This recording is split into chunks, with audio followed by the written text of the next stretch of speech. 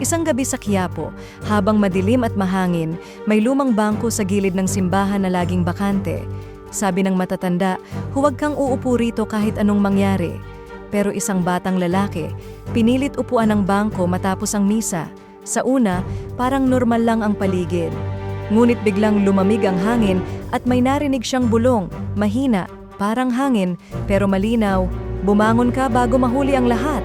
Sa takot tumayo siya, ngunit hindi na niya maigalaw ang mga paa. Unti-unting nagdidilim ang paligid at ang mga anino sa paligid ay gumagapang papalapit sa kanya. Isang matandang babae ang biglang sumulpot mula sa dilim. Sabi niya, iyan ang sumpa ng nawawalang bangko.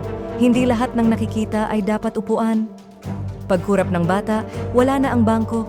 Ang natira lang, malamig na hangin at bakas ng paa sa alikabok. Hanggang ngayon, may mga nagsasabing, bigla pa ring lumalabas ang bangkong iyon tuwing gabi ng Biyernes. Ikaw, may lakas ka bang hanapin at upuan ng bangko kapag nakita mo ito? O mas pipiliin mong dumaan na lang ng mabilis at umiwas sa sumpa?